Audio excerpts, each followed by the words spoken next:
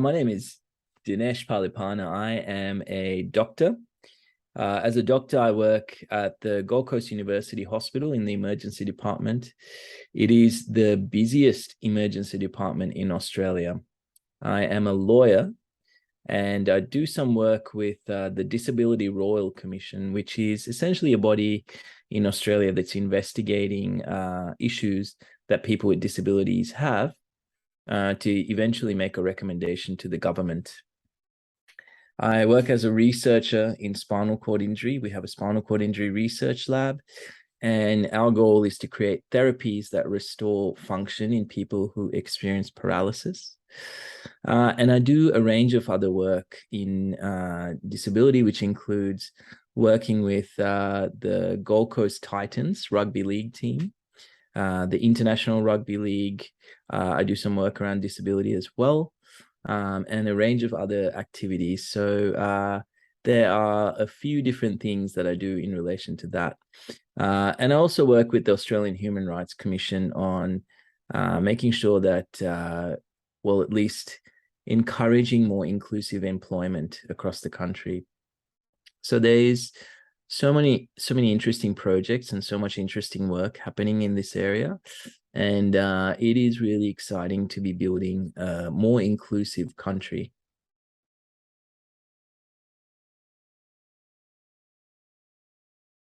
Australia has many strengths when it comes to disability. We have the National Disability Insurance Scheme, which is a scheme that's worth, I think, something like $24 billion at the moment. And it's a scheme that looks after the needs of people with disability in this country. So it provides everything from care to equipment to assistive technology to capacity building to all sorts of things. So it funds the lives of people with disability to make sure that they can live life to the fullest and they live the life that they want to live. In addition to that, there are schemes like the National Injury Insurance Scheme, which provides similar services. So I think the fact that there are publicly funded, government-funded schemes that allows people to live a fulfilling life is amazing. And that is really a foundation to where Australia is heading in this area. Additionally, there are bodies like the Human Rights Commission, both there's a federal one and state ones that look at protecting the rights of people with disability. And this can be anything from healthcare to education to employment. So they look after some of the laws that have come into place. And I think these legal frameworks are actually getting stronger and stronger over time, which again, I think is a good thing. Then I think there are really strong advocates that from the disability sector.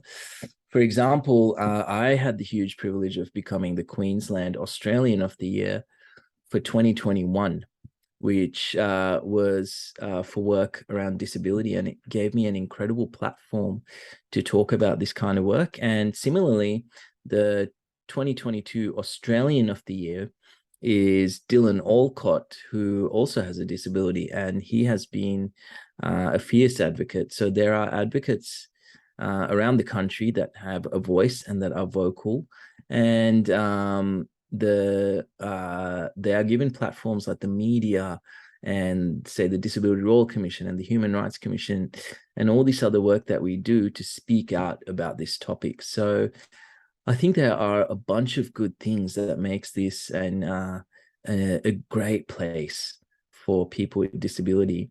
And I think the good thing is we're still working on it. We're still working on making it better. We're still working on making it more inclusive. So these conversations are really powerful, and I'm really excited about the future.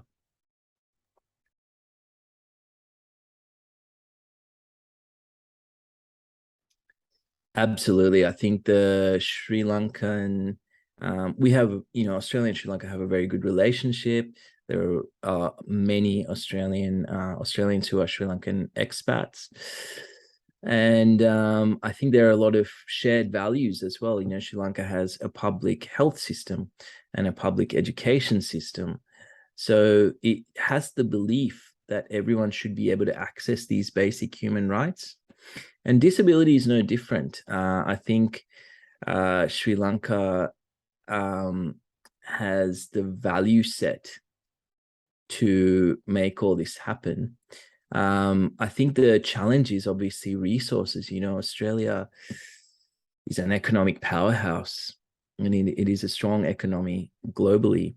But I know Sri Lanka has to work with a different set of resources. So it's really going to be about optimizing the resource use, finding the resource that we can to try and replicate these models, but it requires a strong economy.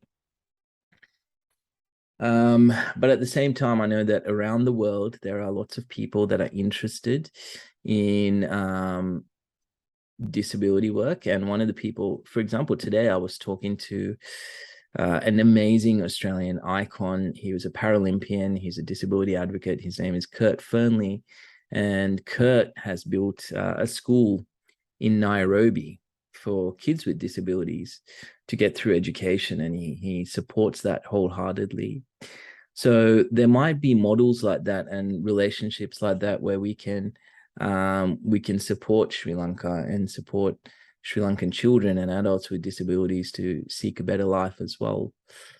So these relationships are important while Sri Lanka continues to build its economy.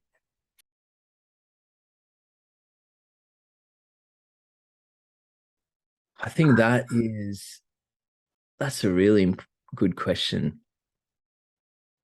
You know, often I think even in Australia, right, some of the work that I've been doing around disability and healthcare and disability and education and disability broadly, there's a lack of data. It's one of the things that we've found, and it's one of the things that we're trying to change, because we need more data to make sure that we do the right things, that we do the most appropriate things, and we optimize our resource use, and we're actually responding in meaningful ways to the direction of society.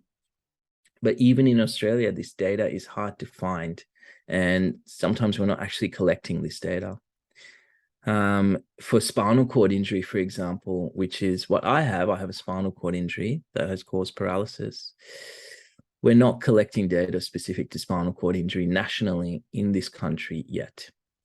So the first step is actually going to be making sure that we actually do have data on people's lives and what their healthcare outcomes are and what their education outcomes are and what their life expectancies are, for example. So I think the first step is actually going to be collecting data and seeing data and having access to that data. So that's probably a really good tangible outcome to start with. And then following that, it's going to be monitoring that and making sure that we're seeing good outcomes. But I think at the same time, stories matter. You know, data is one part of the puzzle, but stories are another part of the puzzle. And I think human stories are really important. So in addition to having data come out, I think one of the good tangible things that I'd love to see are human stories. I would love to see my friend. My friend was a politician in Sri Lanka. I think he was the first politician in Sri Lankan history to go to the parliament with polio. His name was Senarath Attanayake. And, you know, when you look at that story, when you see Senarath was a politician and he did that, that is a really powerful story, and that is something tangible. So to see more people, to see people in the medical profession, to see people in the legal profession, to see more people be educated, to see more people in business and business leaders and politics and everything, I think that's another tangible thing that I'd like to see to show that we're making progress.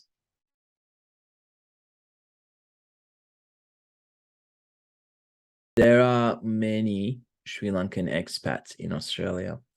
There are many who've come from Sri Lanka and who enjoy a different life in Australia. for me, I think one of the responsibilities I often feel is to try and help the people who I know there are people around the world that are less fortunate than me, that have a harder life than me. I have a spinal cord injury. I have paralysis that affects my fingers and below the chest. But I still feel lucky because I have access to a job and education and resources and healthcare and equipment like a wheelchair that helps me get around. But I think that gives me a responsibility to try and support and help the people who aren't so fortunate. And I know I've met many people in Sri Lanka with spinal cord injuries who don't have the same life that I do, who don't have the same equipment that I do, who don't have the same outcomes that I have. So I think there's a responsibility to support those people. So I hope that in the relationship that we have between Australia and Sri Lanka, that we support each other, that we enrich each other, and that together we go forward and prosper. And I think that's what life is about, right? It's about helping each other out and being there for your neighbor and prospering together.